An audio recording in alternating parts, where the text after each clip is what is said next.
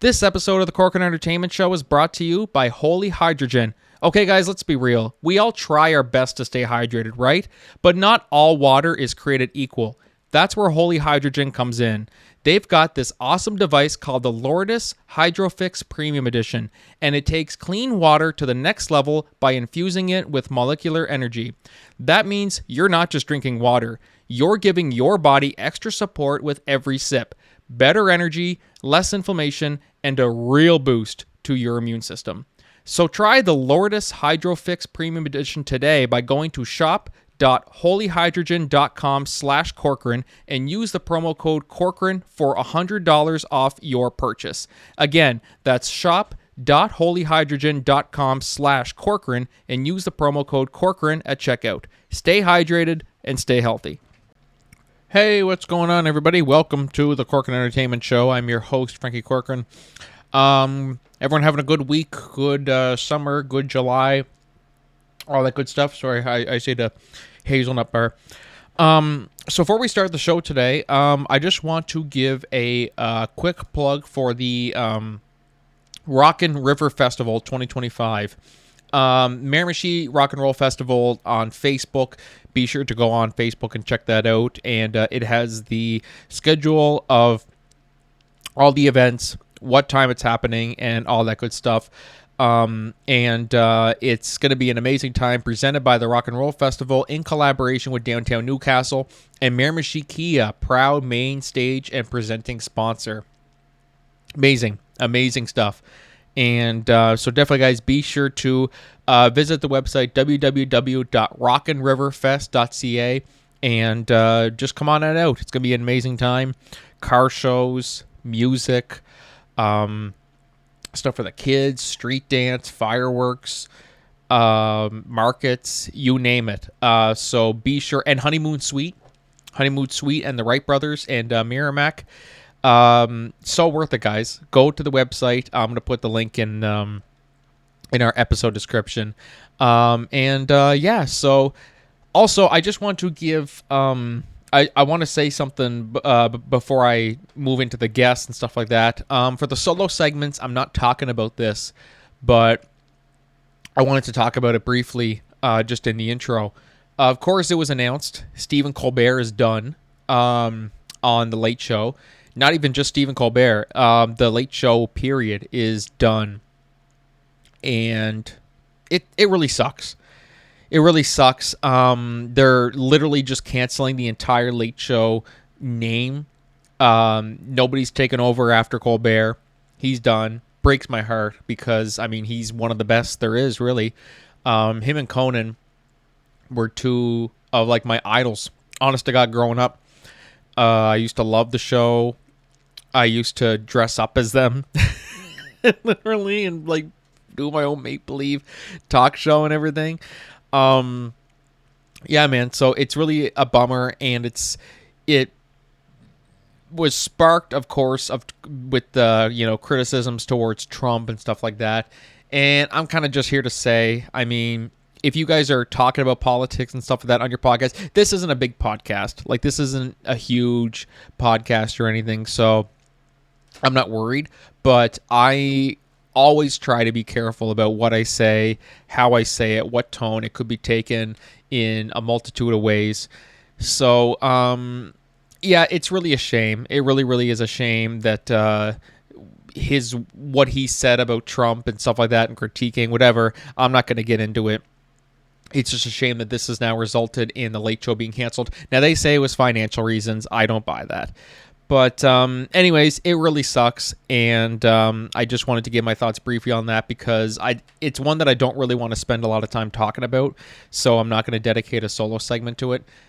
Just briefly, it sucks, and if you guys are listening and you have podcasts, just be careful about how you say certain things is all, and be careful about if you're talking politics and stuff like that, whether what you're saying is right or wrong. It can be interpreted in many different ways, so just be careful about that. Keep that in mind. Yeah, I hope you guys don't mind the fan blowing. It is hot as hell this week. So anyways, guys, yeah, so moving on with the show today. Happy thoughts now. Happy thoughts. Very excited about our guest today. Had a great time with him.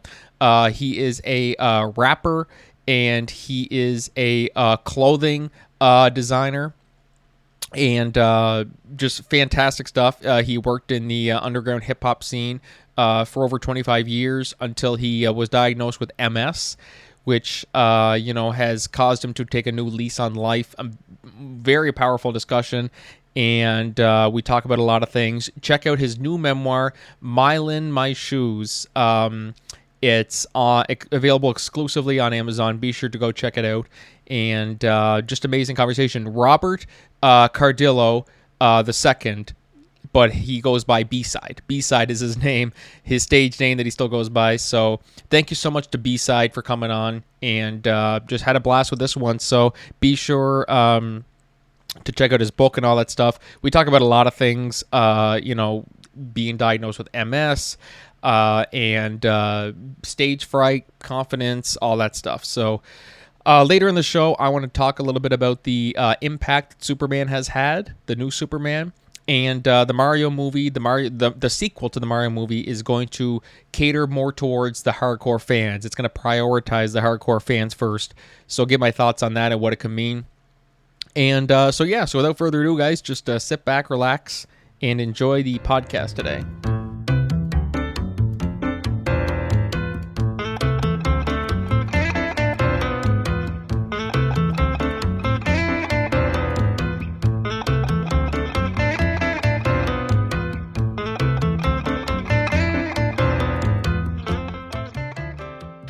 All right. Hello, everybody. Welcome back to the Corcoran Entertainment Show. I'm your host, Frankie Corcoran, and today I am joined by a multi-talented rapper, producer, clothing designer, and author of Mylin My Shoes. It's a memoir that can be purchased on Amazon. Robert Cardillo, or better known as B-Cide. What's going on today, Robert? Or B-Side? Not too much, man. How about you? How are you doing? Oh, this is it. This is it here. Our technology is going kind of slower today for this recording. It's kind of fun. Yeah, as soon as I press record, it just kind of froze for a second, and then I was like, "Oh no, here we go. This is where it gets bad." You've done quite a few podcasts now. Is this how are you with like the technical side of things in terms of making sure the audio is right, the internet connection's right? Like, do you ever get frustrated sometimes with how frustrating the technology can be sometimes? Yeah, sometimes it's pretty bad. These platforms, they're not all set up, they're not all cracked up to what they're supposed to be. So sometimes there's like the lag, and sometimes the video's all crappy and all kinds of stuff. That's always the worst of it. And then you can't Yeah. really predict it. That's the worst part about it. You can never predict that this stuff is going to happen. So you kind of just got to roll with the punches and do what you can do in the meantime. But it's great to have you on here today, man. Working in the underground, music scene for over 25 years. What kind of first pulled you into music?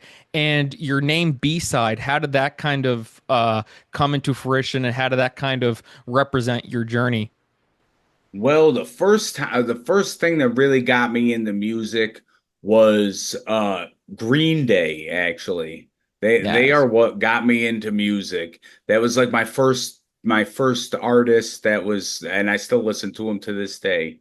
And then there's this one dude that was in my high school. He was making like joke hip hop, kind of like stuff like that. And really big fans of Howard Stern and jokey kind of things like that. And it was actually, the group's name was Aspic, like the meat jelly. You know what I'm talking about? The Right. green jelly. Yeah. So I mean, it was kind of a joke. It's kind of a joke thing, and we all got involved in it, and me, my buddy Elliot, and my buddy Nate, and we started making songs and just kind of goofing around. And I kind of took it serious after high school. So I just kept following through. And I don't know if you're familiar with the Insane Clown Posse at all. Have you ever? I feel like I probably have, but it just doesn't come to mind. Okay, they're a rap duo that wears clown makeup and throws soda on everybody at Oh, their concerts. I don't know if you've ever heard of them, but that's very similar to Ozzy Osbourne eating bats at his show. yes. Yeah, pretty close, pretty close. So they really drew me into like hip hop and stuff. And I've been in their scene, in the Wicked Underground scene, that's what we call it, for since like 2001, 2003, not 2002, 2003 about. So I've been doing it in the Insane Clown Posse's underground scene since like 2003, and I haven't stopped. And I got diagnosed with MS in 2011, so it kind of like threw a wrench in everything. And I still found a way to keep going, you know. It's just crazy to think like just going through your resume and seeing how you went from just a go, you're, performing nonstop, you're going all over the place, and then next thing you know, you need 24-hour care and you can't really move. Like what kind of kept you going during those dark times? I mean, like it definitely is dark times. I mean, like, because Yeah, yeah. as soon as especially when it first happened. And what was your thought process as soon as you got the diagnosis? You know, the thing that kind of sucked about when I got the diagnosis is the place where we live in Utica, New York. We have a real, it's only about a place of like 60,000 people, something like that. So it's not too big of a city. And we have really bad doctors. So this doctor told me, oh, here, take this shot and you'll be good. So he didn't even explain to me what MS was or anything like that. He's just like, "Oh, take this, you'll be fine." So I go home, I start taking the round of shots and stuff, and I noticed that nothing's really happening. I seem like I'm getting worse, you know.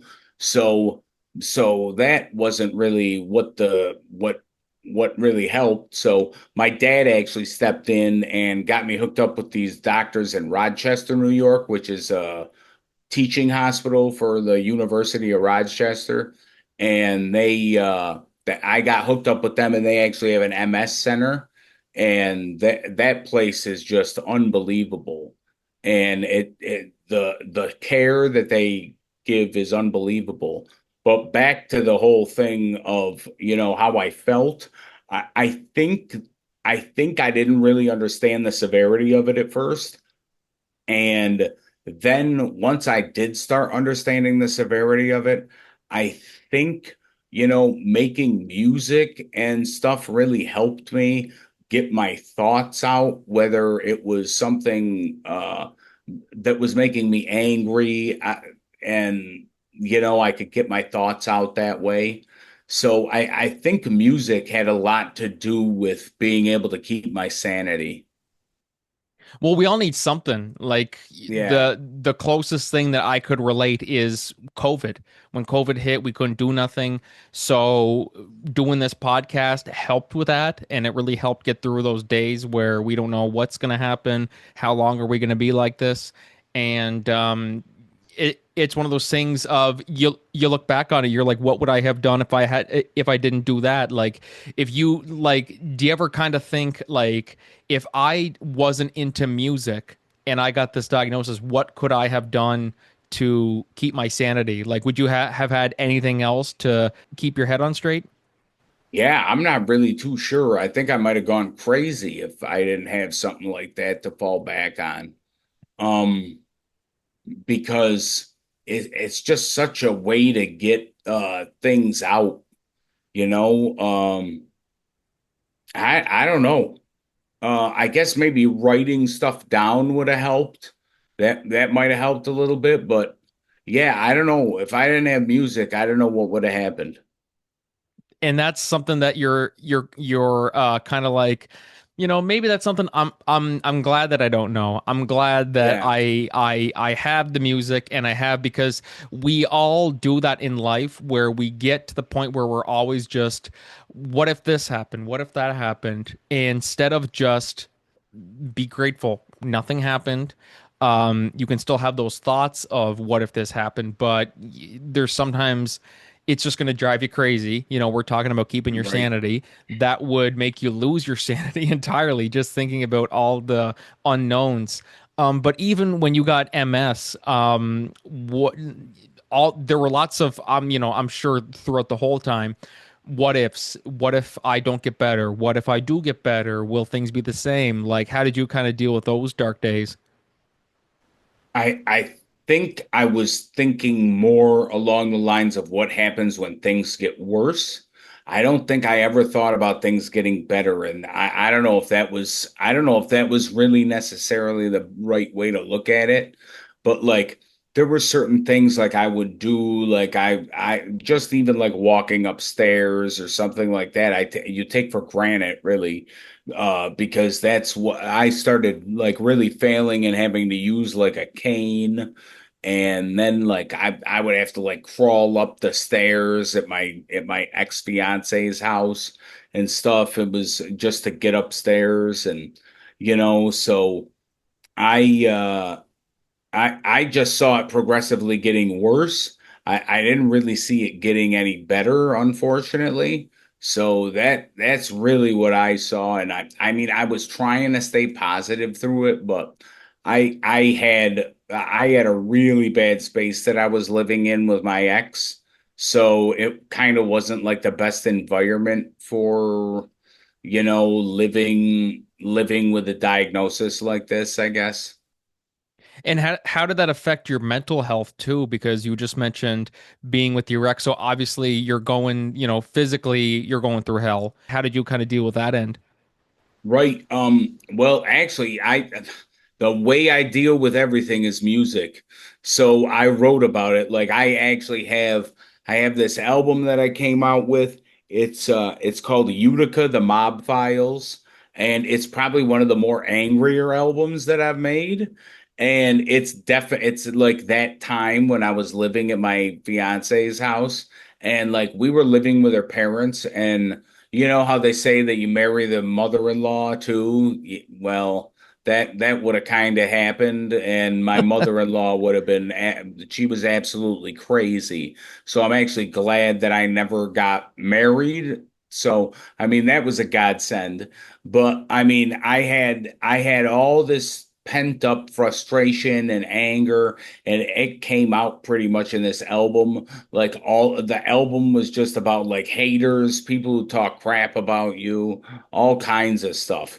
So I mean that is really how I got through that time was to be able to write stuff. This episode of the Corkin Entertainment Show is brought to you by Black Box Prompter.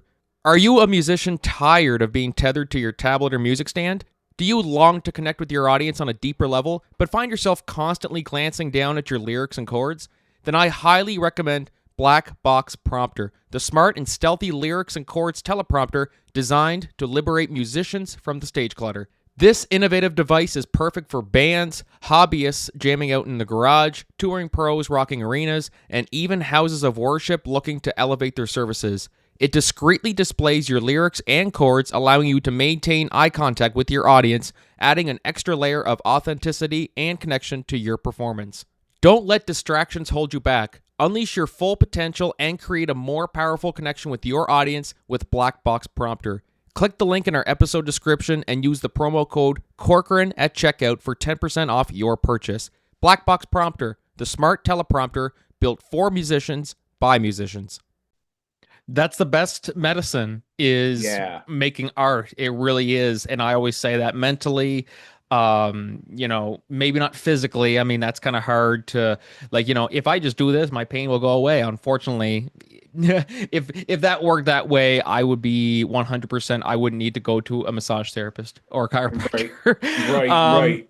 That's just the truth of it. But I mean, it's great to see that you took such And I mean, you kind of have to have, yeah, a good mindset going into it. Yes, you're gonna have days where, like you said, what happens? There's no what if, will I get better? It was the mindset you had was, what if? What do I do when this gets worse? It was always the whens and stuff. Yeah. So looking back from where you were then versus now, how do you compare those two B-sides or Roberts?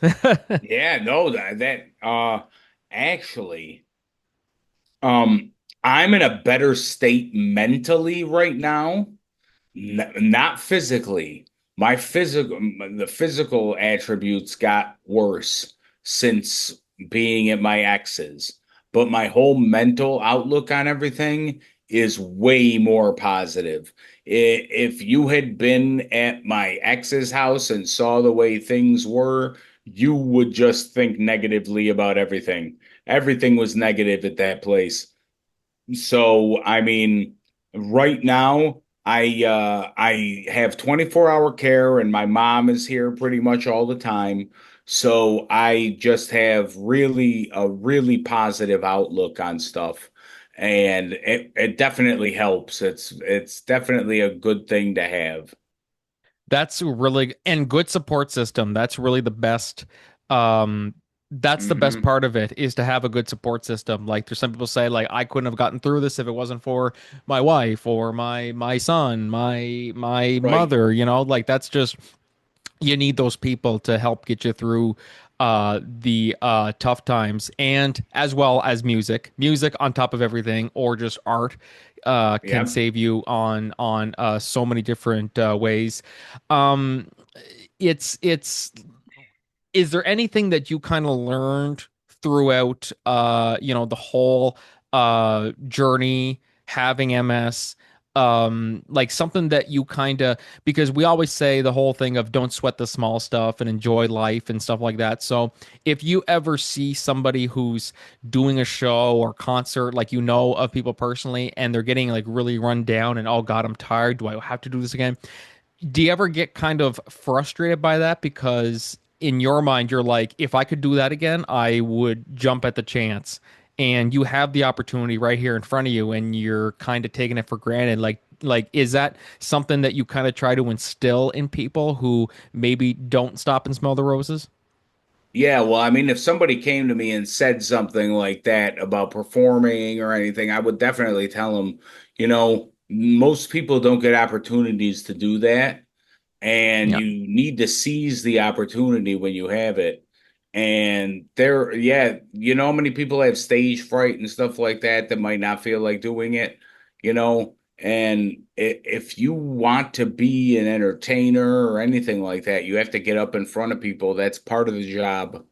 So, I mean, and unfortunately, like you were saying, I can't do it anymore. I can't perform anymore like that. So, I mean, it would kind of get to me if somebody's like, "Oh yeah, well, I just don't want to do that. It scares me or something." You can get over that. You can definitely get over that. Yeah, like there's definitely a difference or there's ways to manage. I mean, there's some people who just naturally, I mean, I'm kind of the same way with theater where I just get kind of nervous before certain performances. Before I used to get nervous after like before every show. I'd be like, pissing and shitting my guts up. Yeah. Like that was me like starting out versus now where I'm a bit more relaxed and it's always gonna hit people differently. I mean, like I even still have days where or times like for shows where I'm like, oh my God, like here we go, like what if I fuck this up, what if I fuck that up, like it's Yeah. just your mind will still go in all those spots. Did you ever have stage fright at all, like during your music career? Honestly, no. No, I never had stage fright. And I think I can attribute that to Billy Joe Armstrong from Green Day because that I never had stage fright ever. That's excellent. Like you Yeah. you were always confident, which is good. Yes. Yeah. um and then it's also great to, I mean, like we say confident, but then there's a difference between confident and cocky.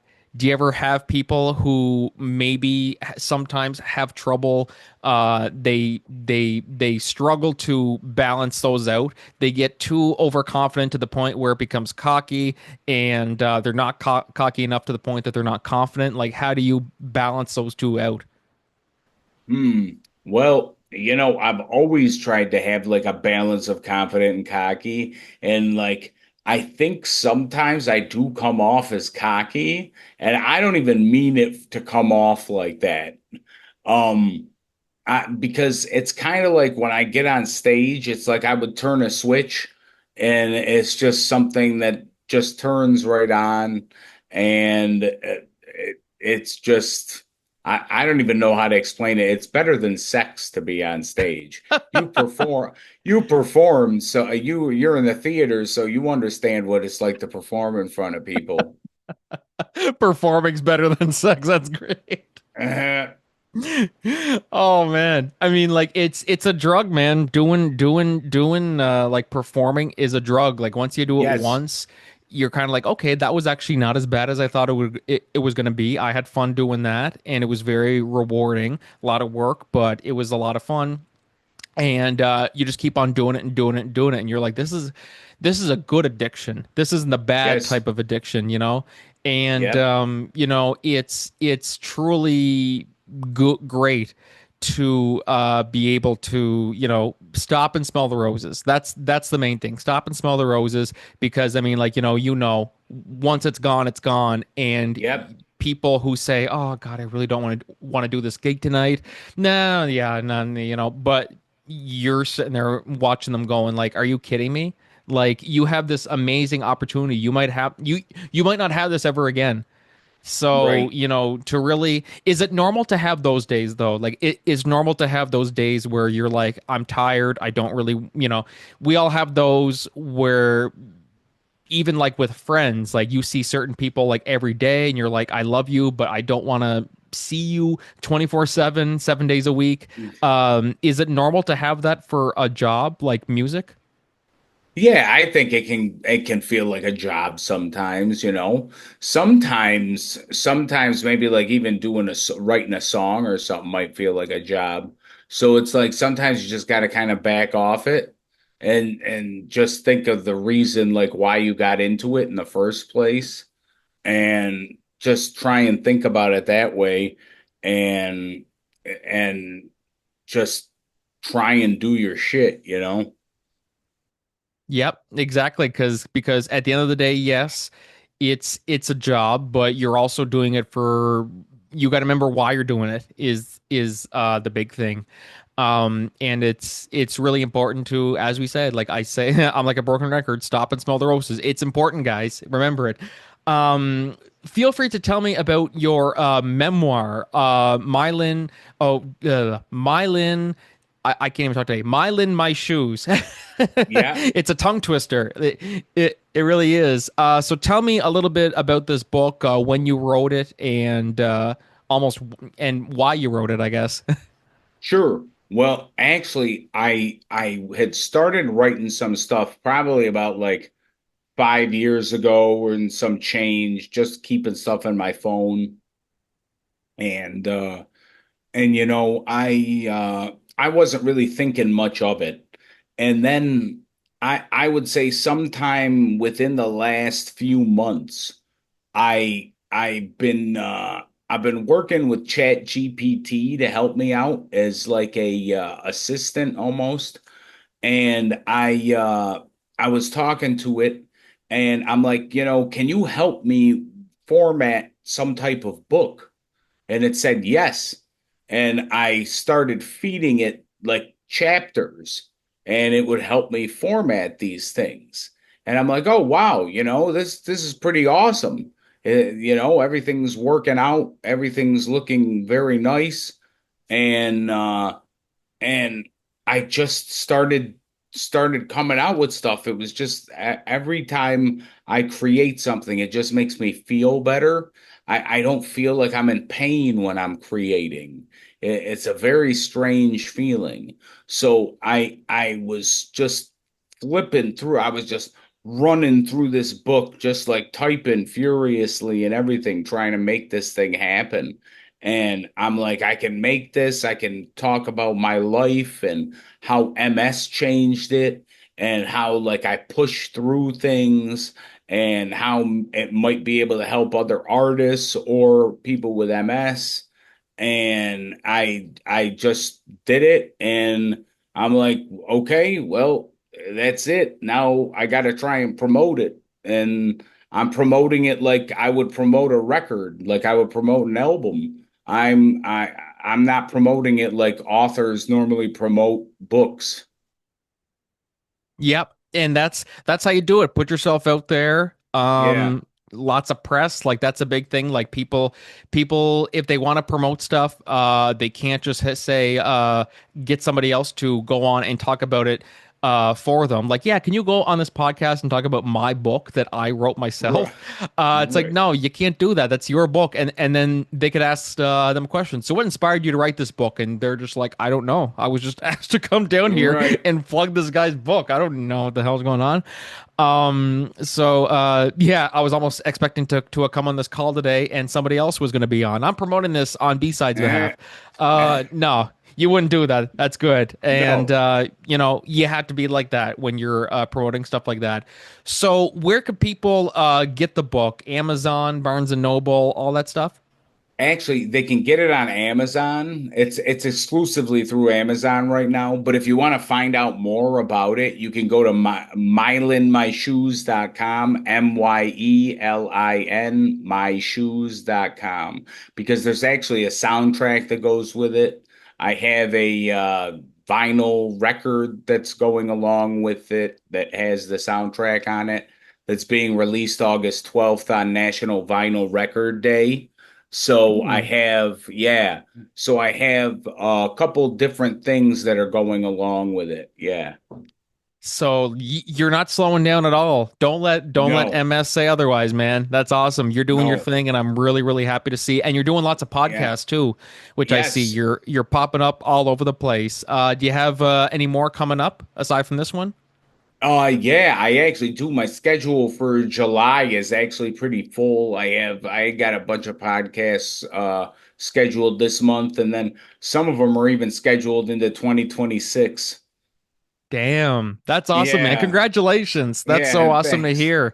And Thanks. it's, you're not slowing down, which is good. Like to think that some people, if something like this happens, it would just be like, I'm done. I can't do nothing anymore.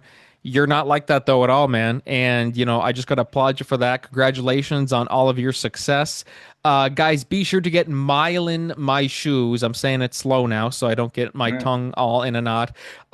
Exclusively on Amazon.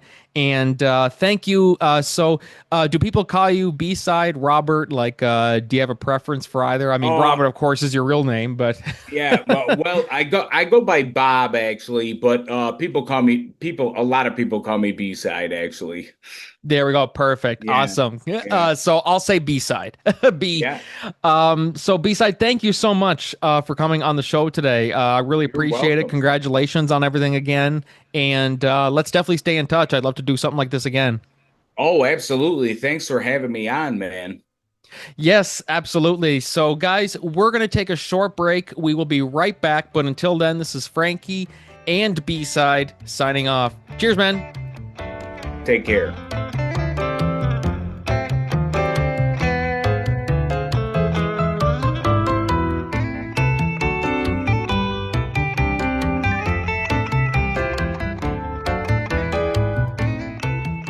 Hey, everybody, what's going on? Welcome back to the Cork Entertainment Show. That was me and B-Side, or Robert, or Bob, whichever you want to call him as.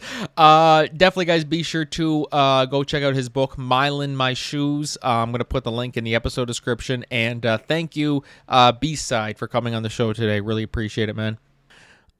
So moving on with our solo segments today, I wanted to talk a little bit about this movie that it's kind of a small movie, one of those little low budget films that it doesn't get as much media attention as it should. Superman, James Gunn's Superman. I reviewed it last week. You can go check out our previous Tuesday episode for the solo segments afterwards. I saved that for last. Amazing movie. Like, I was just so blown away and so impressed by everything that they did with Superman. It was just like, I can't even really put into words, like, just how, I had a feeling it was going to be really good. I had a feeling I was going to be satisfied, but it's even better whenever you can walk away from a movie that had a lot to live up to, and you can say, okay, I think, I have faith that it'll be good. Will it actually be good? And now that I've seen it, yes, it is really, really good. It is fantastic, and I highly recommend Superman. It's still out in theaters now, so be sure to go check it out. But I wanted to really talk about, did this save DC films? Because the problem that DC has had over the last few years, not even last few years, within like the last 10 years since Man of Steel came out, was there was a big decline in quality. There was a big decline in just, people. DC was not that it had all bad stuff, because I mean, Man of Steel, I think it's overhated. I don't think Man of Steel's that bad of a movie. Batman v Superman was a huge disappointment. Justice League was kind of okay, and it had a lot of highs and lows. So for that reason, it's completely understandable why there was a lot of skepticism going into Superman, because is this just going to be a rehash of what we've already done, which is a disappointment. But and coming off of The Flash 2, I mean, The Flash, I think gets a lot of hate. I think The Flash is a really good movie. The one, of course, with Ezra Miller and Michael Keaton back as Batman. I think The Flash is great. People have their own opinions, but I thought The Flash was a really, really good movie, and I think if you were going to go out, I think that was a good way to go out. And so we got a new Superman movie now, so it's basically starting over. It's going to be in brand new, fresh, and Superman, written and directed by the multi-talented James Gunn, just released, and that's the start of a new. Essentially, think of it as this is the Iron Man of the DCU, this will probably start, I should say hopefully, but it's probably going to start a brand new cinematic universe. At least that's their plan, and I think it really just came down to whether Superman's success is going to mean that. Judging by the box office, it had a $220 million opening. $220 million. Already in its first weekend. That's pretty damn good. Now, I'm pre-recording this, so it's probably going to go up even more. I'm going to predict, this is just my prediction, do I think it's going to hit $1 billion? It's got a chance, but I'm going to say 800. Between 800 and 850, we're going to get, maybe just to give an exact number, I'll say 823, 825. 825 million I'm predicting this movie's going to make, which... that's still amazing. That's still absolutely fantastic. Some people think there's almost like this new, there's this new, $1 billion is like the new normal now. So if a movie doesn't make $1 billion, people will automatically look at it and go, well, that underperformed. Like, that was a flop. No, man, $1 billion or even 800 million, most studios would kill for that kind of, box office success. You know what I mean? So to me, it doesn't have to hit $1 billion. It's already a huge hit right now. I mean, it's already, it's going to break even very, very quickly, if it already hasn't at the time of this recording. But so I'm going to say 825 million. That's what it's going to make for its final number. Maybe I'm wrong. Maybe it's not 825 and maybe it's more than 825, but that's just what I'm going to predict, because I think this movie does have a lot riding on it, because of just as I mentioned, DC has just been kind of flailing the last few years, just with some of their products being disappointing. Some of their products being disappointing, and so I think there was a lot of pressure going into this movie, and I'm very happy to say that it seems like we're on the right track here. So is Superman, this is the real question, is did Superman 2025 film save the DC film universe? I'm going to say yes. This absolutely saved it, because like literally, for those of you guys who haven't seen it, just definitely be sure to go watch it. It was everything you would have wanted in a Superman movie. It was it had moments that made you laugh. It had moments that made you upset. Like, it had just everything that you ever would have wanted to see in a Superman film. Like, not just a comic book movie, but a Superman film. David Cornsweet was a perfect choice for Superman. Nicholas Hoult was a perfect Lex Luthor. Rachel, I keep freezing on her last name, who played Lois Lane. She was spectacular, and one of the best parts was the chemistry between her and Clark Kent. They played brilliantly off each other. So I think this truly was everything you would have wanted in a Superman film. And Krypto, I think, was just, he only barks, and it's still like cinema. You know what I mean? Like the Martin Scorsese meme, cinema. Yeah, so it's a win, man. It really is a win, and it really has saved DC films, in my opinion. We'll see how it goes. Maybe they do another one and it doesn't do as well. But right now, as a yes or no question, did this save DC films? One film in. Now, I can understand the mindset that people might have where it's only one film. We can't really say based off one film. But in my estimation, okay, maybe it is too soon to say, but right off the bat, I'm like, okay, yes. And we're off to a fantastic start, at least. At the very least, we're off to a terrific start. But I'm going to say, yes, it did save DC films, because people can look at this now in a positive light. It's already miles better than Man of Steel was. I think people can agree on that. Now, I say Man of Steel gets a little too much hate. Did it have its problems? It absolutely did. But So that's my overall thoughts without just going into more detail about how much I love the movie. It's a fantastic movie, and it absolutely saved the DC universe. We'll see how James Gunn does with Batman. We'll see how he does with all the other stuff. Another Superman film. And this is what I'd love to see. I'd love to see a remake written and directed by James Gunn of Batman v Superman, maybe Superman versus Batman, whatever the case may be, but do it properly. Do it properly and definitely make it better than Zack Snyder's was.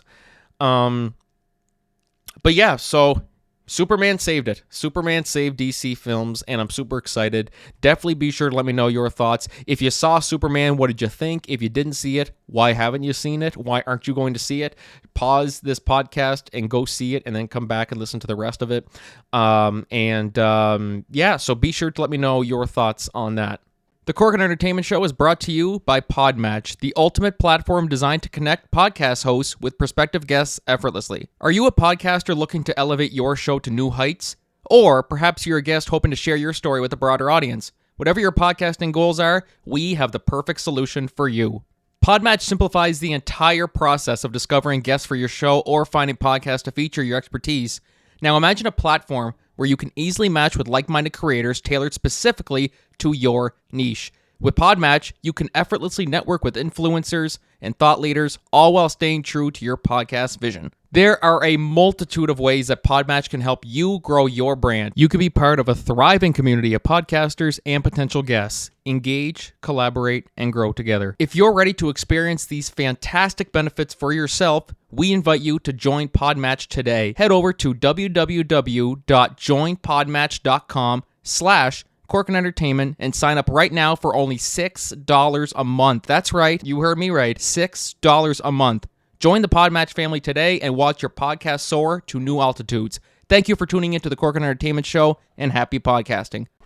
And moving on to our last solo discussion topic today is going to be about another big movie that is a smaller film nobody knows about, the Mario movie. It's kind of funny to go back and when the casting was announced for the Mario movie, and we're getting Chris Pratt as Mario, and we're getting Jack Black as Bowser, we're getting Seth Rogen as Donkey Kong.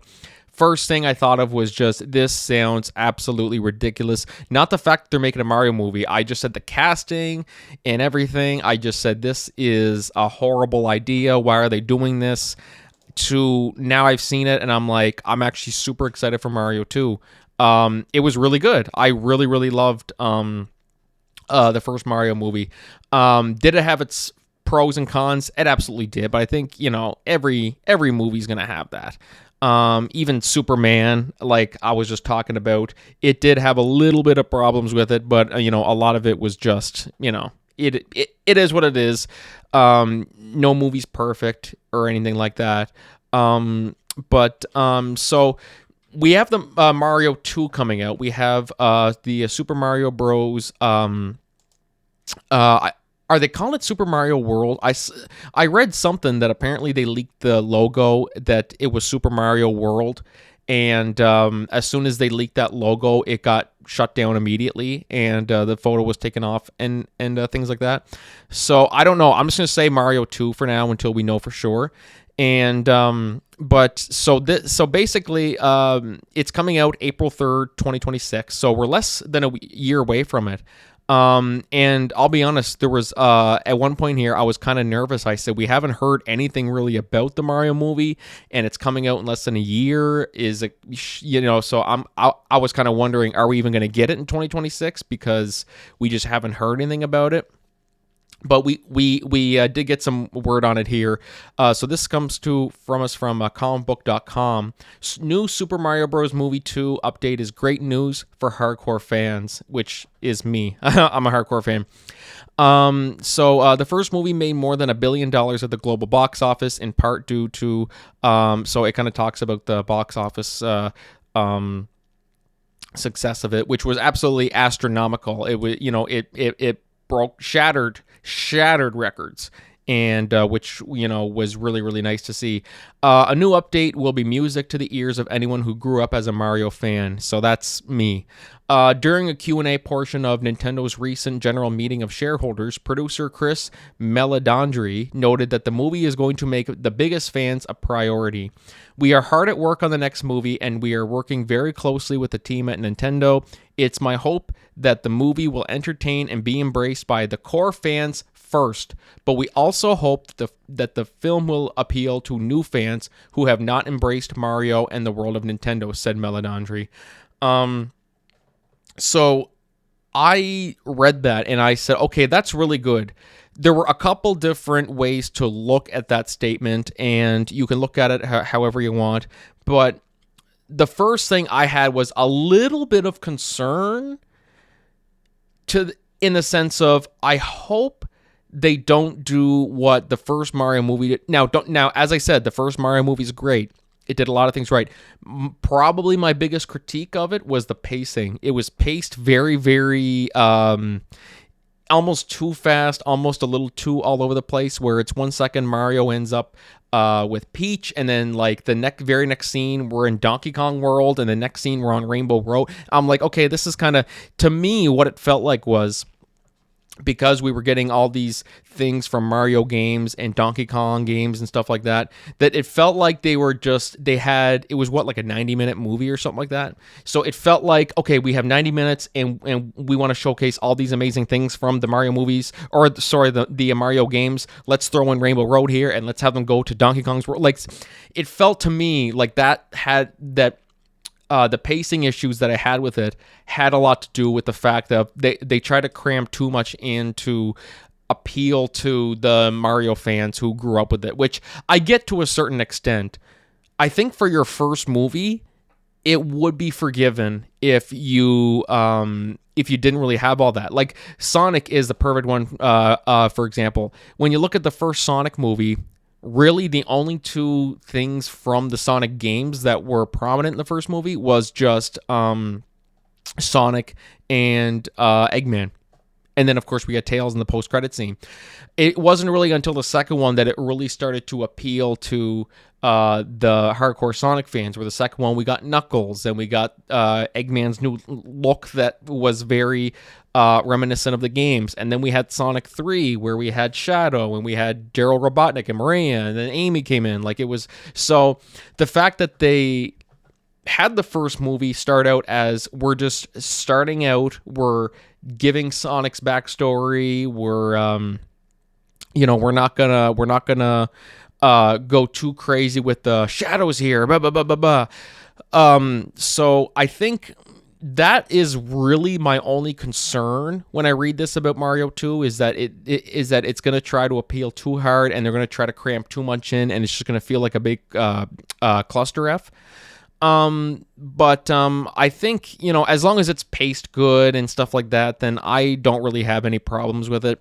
That's, to me, is really where it comes to, where it's, don't let fan service come in the way of good storytelling.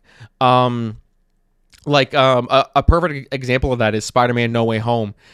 People can look at No Way Home and say that it was just fan service because, look, we have Tobey Maguire and we have Andrew Garfield and we have all the villains from their world and stuff like that. So I can see where people were coming from in the sense of fan service. But to me, they integrated it so well they didn't have Tobey and Andrew in there just to have Tobey and Andrew there. It actually served a purpose because it was showing Peter Parker, Tom Holland's Peter, how... based on their experiences and stuff like that. And it really tied into the end of the film, where he becomes like a new iteration of Spider-Man, motivated by, his two mentors, Tobey and Andrew, the two who came before him. So they use that. I mean, yes, was it a bit of fan servicey? I'm sure it was. It definitely was, but they at least tied it in well. And as long as they don't let the fan service and wanting to include all these different things get in the way of proper good storytelling and proper pacing and stuff, I think it'll be fine. So that's just something that I wanted to bear in mind going into it, is that hopefully that the story comes first, and it's almost like business before pleasure. Get the good storytelling stuff with that first, and then you want to have some fan servicey stuff that is just like icing on the cake, then absolutely, by all means, go for it. So definitely, guys, be sure to let me know what you think about that. Is it a good idea that it's going to appeal to the hardcore fans first? Or is it maybe, no, don't try to appeal to them, just make a good movie, that's all I care about. Whatever you think, definitely be sure to let me know your thoughts.